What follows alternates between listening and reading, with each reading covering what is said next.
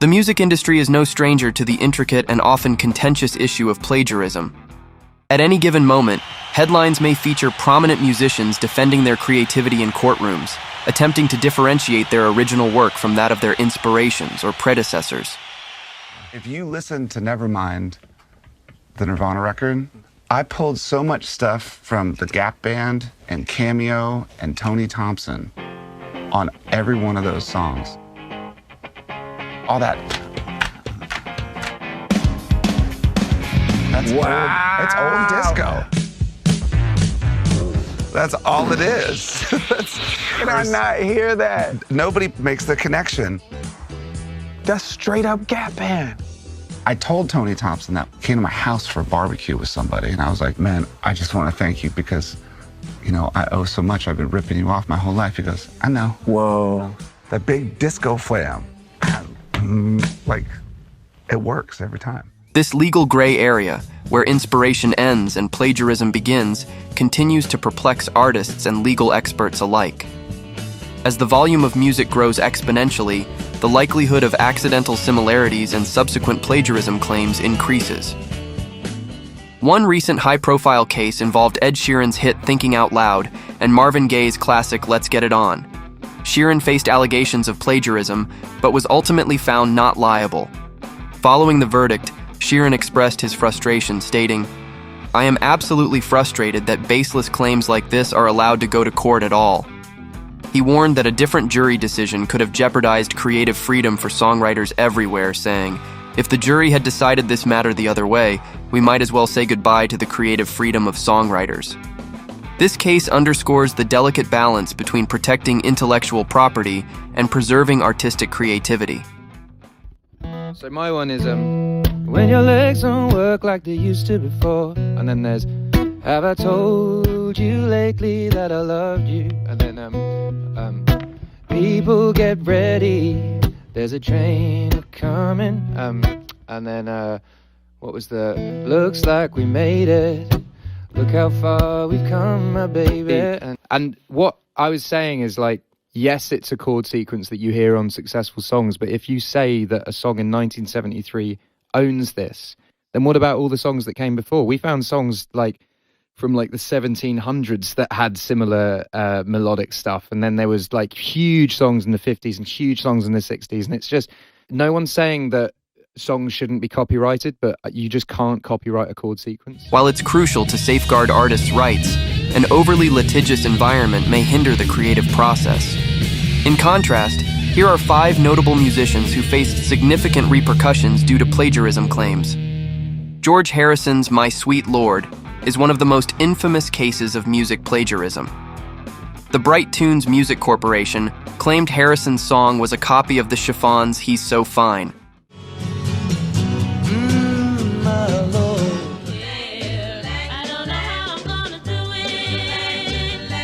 The court concluded that Harrison had subconsciously plagiarized the song. Despite the unintentional nature of the infringement, Harrison was ordered to pay $587,000 in 1981. This case highlights the complexities of subconscious plagiarism, where an artist may not intentionally copy another's work but is still held accountable. I was requested to go and take my guitar, which was really terrible. I had to stand up in court with my guitar. So all these people grilling me and talk about how you write a song, which is really difficult because every song is slightly different anyway. But it did cause a bit of a problem because, especially like in America, the disc jockeys are all on top of it now, pulling every song apart. It's like spot the tune, you know, because so many songs are like so many other songs. We ended up with musicologists in court where we had about 25 songs, all with the same structure and the same notes. What happened, they blew up the, what they call motive A, which was da-da-da. They had that blown up about 6 feet square in court, and they kept talking about these 3 notes, and the musicologist came on and played like about 15 to 20 songs, all with the same notes. But the judge also was funny, talking to my attorney just last week. He said, well, actually, I like both of the songs. My attorney said, what are you talking about? You said it was the same song. And the judge said, oh, what I really mean is I like the same song with the two sets of lyrics. So it's, you know, it's something that I had to treat it, you know, positively or negatively, so I decided to do it this way. In 1997, The Verve released Bittersweet Symphony, which quickly became a timeless classic.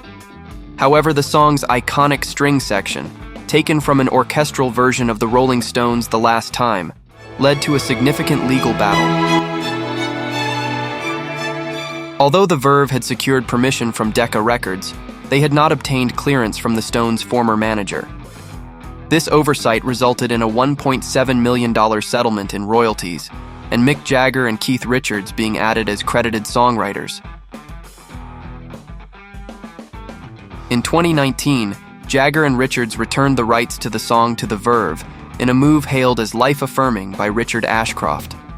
Brian Wilson of the Beach Boys faced legal trouble after openly discussing his song Surfin' USA and its inspiration from Chuck Berry's Sweet Little 16. Berry's estate pursued a claim, leading Wilson to transfer writing credits and royalties to Berry. This case illustrates how even acknowledged influences can result in legal action and significant financial repercussions. The record Surfin' USA was originally a record by Chuck Berry called Sweet Little 16. It was on his album Chuck Berry's on Top, which we loved. Brian just adapted that song to put the words to Surfin' USA. They both versions named all the cities and everything, so we thought that would be clever. Chuck Berry wasn't really happy with that version of his song because, first of all, I believe that his name wasn't on the record. I believe Chuck was pissed about that. Rightfully so. John Lennon encountered a plagiarism claim for Come Together, which shared similarities with Chuck Berry's You Can't Catch Me. Here come old flat top, he come grooving up slowly. Yeah, come on flat top, he was moving up with me. Then Berry's producer, Morris Levy, initiated the case. Instead of a monetary settlement, Lennon was required to cover more songs from Berry's catalog, reflecting the immense value of a Beatles endorsement. This case demonstrates how unique settlements can sometimes arise in high-profile plagiarism disputes. John came in. Here come on flat up, he got grooving up slowly, he got juju, all he want, holy moly. I'm saying, wait a minute. That's Chuck Berry's song. This is Chuck Berry's song, which is called You Can't Catch Me. Which not only is like that. Here come on, the opening line is, here come all flat top. You know, look, it's a great song, I love it. I said, but we got to do something to get away from that. So I just suggested we slowed it down. So instead of we go.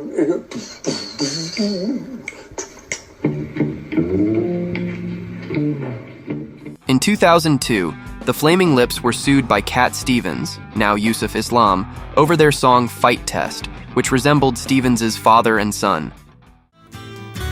All the times that I've cried, keeping all the things I knew inside.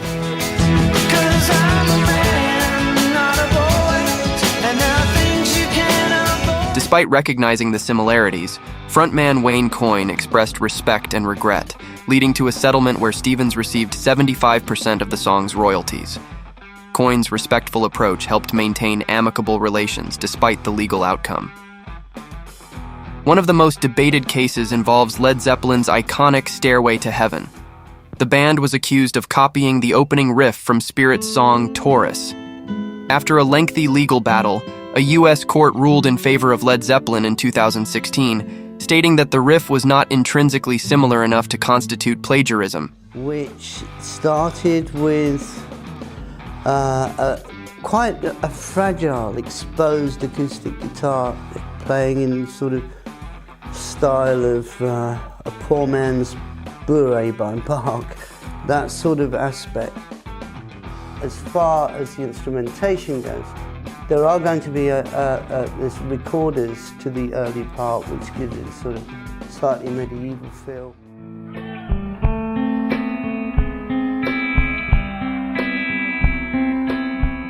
This case highlights the challenges in proving plagiarism, especially with regard to common musical elements like chord progressions.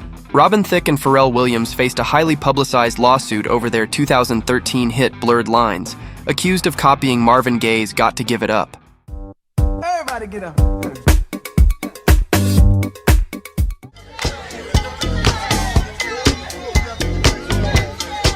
The court ruled against Thicke and Williams, resulting in a $7.4 million judgment, later reduced to $5.3 million.